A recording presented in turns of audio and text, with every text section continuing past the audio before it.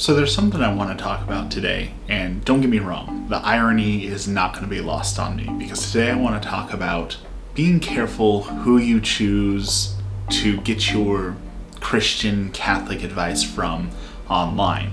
And that, again, the irony is not lost on me that I am here making a Catholic video, Christian video, to warn you about watching people making Christian and Catholic content online.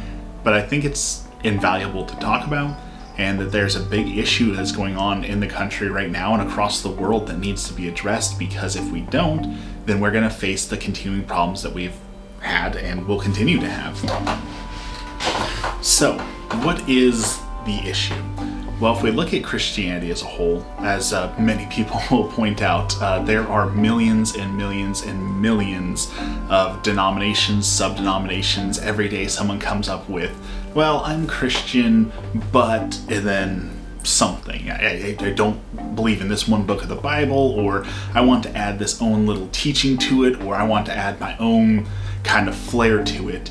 And especially on social media, we've seen this influx of people who want to sell you faith with feelings. And feelings can be very dangerous. We're human, we have feelings. That is undeniable. We have feelings and we should not deny those feelings. But building your faith based off of feelings is a really bad idea. It's a way to get a very rocky foundation that won't hold up when you start to face scrutiny, you start to have challenges in your life. In fact, Jesus promises us that we're going to have our crosses, right? People like this idea of Christianity, it's all good, it's all blessings, everything's good, God takes care of me, I don't need to worry, and I will never have any problems in my life. No, you're going to have your crosses. And if you only go to Christianity based on feelings, or your faith is only on how you're feeling or these good feelings, then that's not going to last. So, let's talk about building that foundation not on feelings but on facts, and why we need to stay away from these feeling-based influencers, I guess I'll call them.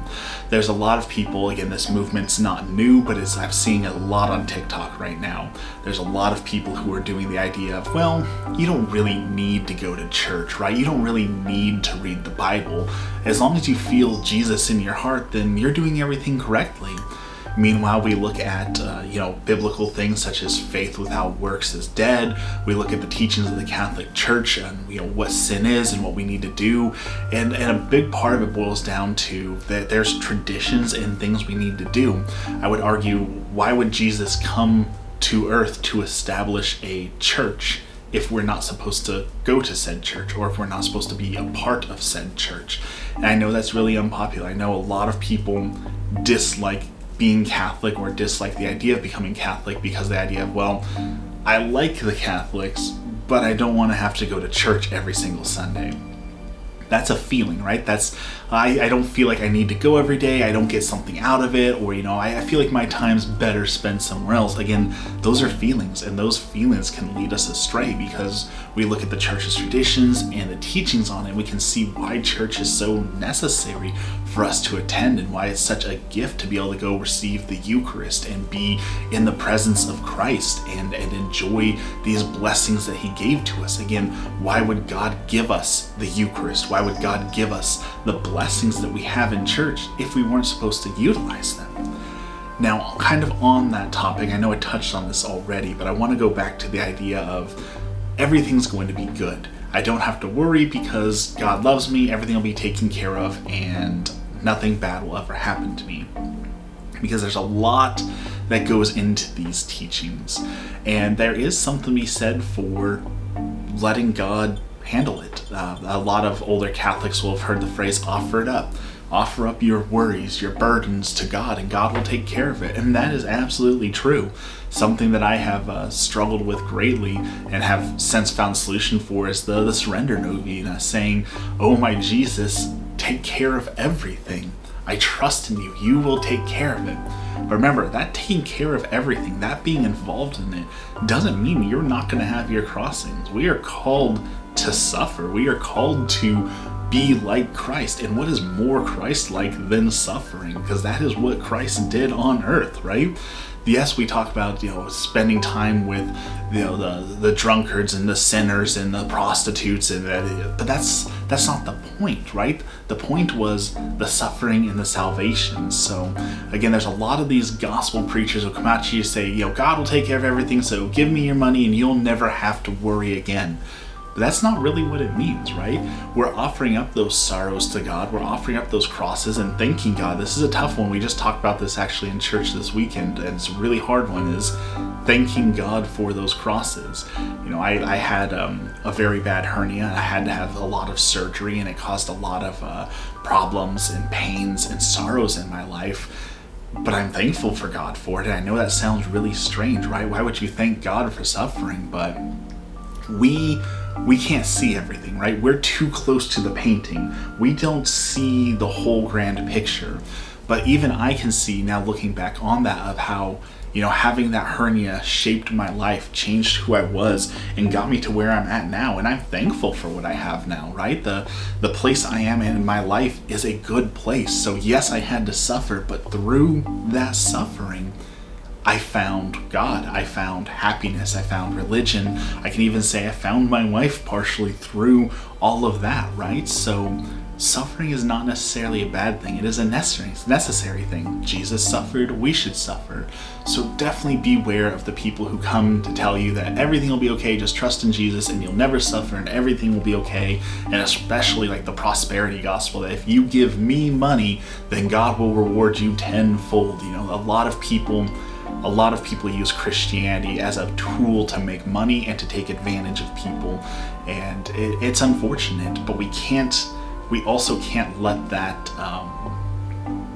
influence how we interact with the world. Just because there are bad people who might take advantage of us doesn't mean that we can't be charitable, that we can't trust in the good in people and do good for people.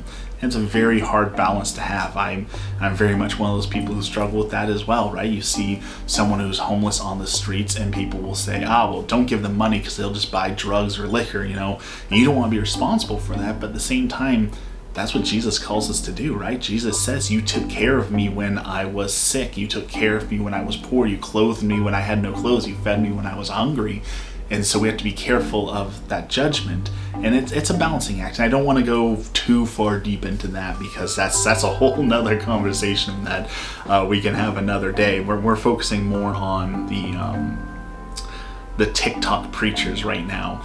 And there are a lot of people who come onto TikTok and say, hey, I'm a pastor, so I know what I'm talking about. And that's the other big danger I want to give you, is that there's not a lot of quality control, I guess I would say, that some churches don't even require you to have like a theology degree. You can just come and say, I'm the pastor now because I really love God and God has directed me here. And that's all well and good, I guess, but you're then leading people to God based on your feelings and what you know, and that could be very flawed. Again, this is why I so fully believe in the Catholic Church and meeting the Catholic Church to be able to, when we have a disagreement, this denomination of Christianity says this denomination of Christianity says that, well, who's right? The Catholic Church helps us to know what is correct and have the tradition and the information all there so that we can make educated, informed decisions, rather than, I really don't feel like this is important, so we're just going to push that aside, excuse me, and teach other people incorrectly. And I see so much of that where people are coming out saying, I'm a non-denominational Christian. I like the good parts of Christianity, so I follow all these feel-good pastors who tell me exactly what I want to hear. And that's the other big danger. We as humans are predisposed. We want to hear what we want to hear, right? No one wants to be told that they're wrong. Everyone wants to be told that they're right. So we seek out information that tells us that we're correct. But the Christianity is not necessarily that way. There are rules. There are things that are bad for us. There are lots and lots of things in this tradition, good and bad, rules for us and things for us to do. And a lot of people want to cast that aside and say, I don't really want to do that, so I'm just going to disregard that. But we can't. We can't just throw away the things that we don't like. We can't just throw away the traditions that we don't want to do. And there's a lot of people who are advocating just for that on social media, saying, you know, just follow me and do what I say, be a good person, and you'll be fine. And we see that's not biblically accurate at all. That's not accurate to traditions, to teachings, to thought, to what people have fought for so long across centuries of Christianity and persecution and all that. And they're leading people astray. And I don't want to be one of those people like, the devil's coming to get you, the devil's influencing us. But as social media grows and more people see this lukewarm, watered down Christianity that's, well, I just have a feeling, more and more people are going to identify as Christians but not really be Christians. And we see that as a huge problem we face today too, where so many people are turning away from the Catholic Church and turning away from Christianity, saying, well, you know, I don't like Christianity because I don't like the people, I don't like the Christians, you know, the after church crowd who's very rude, or you know, the people who go out onto the streets and protest and scream at people about abortion and things like that. But that's not necessarily all who we are, right? We have a lot of people who have a lot of different ideas of what Christianity is, and they go out and do these things in the name of their brand of Christianity, and while doing that, simultaneously push people away from God, push people away from Jesus.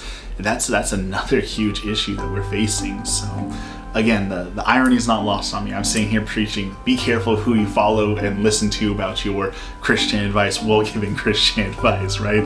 That the irony is not lost on me. But I think it's important that, yes, they may make us feel good when they're talking and they may be saying what we want to hear, but we really need to take a moment and take stock and say, is it what I want to hear? Or what is best for me? Is it what is right for me? And most importantly, is it what God wants? Is it what God says? Because we put too much emphasis on ourselves and not enough on God. You know, biblically, you must increase, I must decrease. That is something that we should definitely take to heart as we move forward and try and navigate Christianity and social media. So once again, thank you for listening all the way through the video. I appreciate all of you who support me, who are here. If you can, leave a like and follow, subscribe, all that is super helps me. If you have any questions, of course, put them down below. I always love answering questions. But thank you so much for joining me today, and have a blessed day.